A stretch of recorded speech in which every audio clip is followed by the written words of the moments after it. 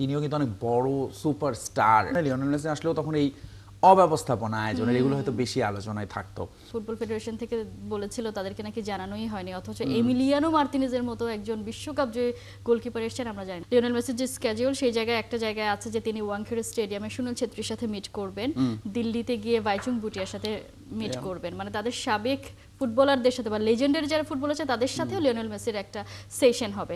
আমাদের ইনফ্যাক্ট এটা একাডেমিতেও যাবেন এবং এটাই আসলে হওয়া উচিত। রাইট, আমাদের দেশে যখন এমিলিয়ানো মার্তিনেজ এসেছিল আমাদের ফুটবল ফেডারেশন কিছুই জানতেন না।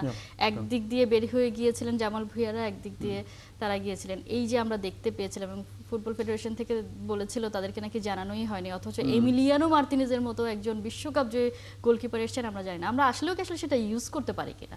এক্স্যাক্টলি, আমার মনে হয় এই প্রশ্নটা নিয়ে তখন কথা বলতে হতে আছে। লিওনেল মেসি এসেছেন বা এমিলিয়ানো মার্টিনেজ আসলে ওই বিষয়টা তখন বেশি আলোচনা যে জামাল ভুঁইয়া অনেকক্ষণ হলো বসে আছেন তার সঙ্গে দেখা করার জন্য, দেখা করতে পারছেন না বা হচ্ছে না। ওই যোগাযোগ, ওই স্কেডিউলের কোথাও ধরুন এই বিষয়গুলো থাকে না, ফুটবল সংশ্লিষ্ট ব্যাপার। এমিলিয়ানো মার্টিনেজের কথা বলেন, মার্টিনেজের সঙ্গে ধরুন আমাদের ন্যাশনাল টিমের কোনো গোলকিপারের কি 5 মিনিটের একটা সেশন রাখা যেত না, সেটা রাখা যায়নি। সেম আমার মনে হয় লিওনেল মেসি আসলেও তখন এই অব্যবস্থাপনা আয়োজনের এগুলো হয়তো বেশি আলোচনায় থাকতো, যে কি হচ্ছে তাকে ঘিরে কেউ কিছু জানে না। এবং ফুটবল ফেডারেশন, হ্যাঁ আপনি যেটা বলেছেন একেবারেই ঠিক। এর আগে আমরা আসলে এমিলিয়ানো মার্টিনেজকে যখন আনলাম তখন তিনিও কিন্তু অনেক বড় সুপারস্টার, বিশ্বকাপ জিতেছেন বলা যায় হয় তার, এবং তার ওই ক্যারেক্টার একটা আছে খুবই, এবং তাকে সেটা প্রপারলি কাজে লাগানো। কেন তাকে নিয়ে বঙ্গবন্ধু স্টেডিয়ামে, মানে জাতীয় স্টেডিয়ামে তাকে নিয়ে কেন একটা ওরকম একটা আয়োজন থাকলো না যেখানে আসলে সবার অংশগ্রহণ করা যায়, বরং আমরা দেখলাম যে খুবই একটা হট্টগোল পরিস্থিতি, অব্যবস্থাপনা। এবং এইটা ধরুন একদিক দিয়ে লিওনেল মেসি অবভিয়াসলি আমরা আনতে পারলে দারুণ ব্যাপার হতো, কিন্তু আসলে সেটাকে আমরা কতটুকু কাজে লাগাতে পারতাম প্রপারলি।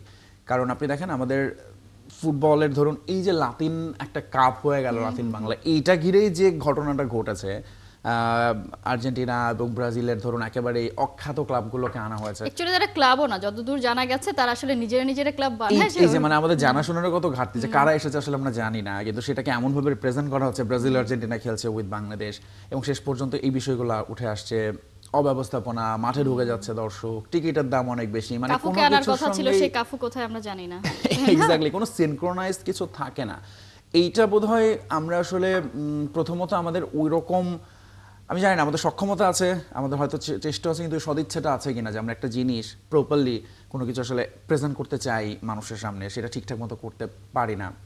এবং এটা শুধুমাত্র ফুটবল না, আপনি সব ধরনের খেলায় দেখেন বিপিএল হতে যাচ্ছে, আমি অবভিয়াসলি এটা নিয়েও নিশ্চয়ই আমরা কথা বলবো। সেটা ঘিরেও আপনি যতটা না খেলা, স্কেডিউল, আলোচনা, তার চেয়ে অনেক বেশি অব্যবস্থাপনা, এটা হচ্ছে না, এটা কি হবে, এই দলটা শেষ পর্যন্ত কি করবে, মানে এই বিষয়গুলো আমাদের কুড়ে কুড়ে খায়। এবং এটা আসলে খুবই মুশকিলের ব্যাপার। আমরা সবসময় বোধহয় পিছিয়ে যাই এই কারণে। আপনি কিভাবে সামনে এগোবেন যখন এই বিষয়গুলো আপনাকে পেছন থেকে টেনে ধরবে।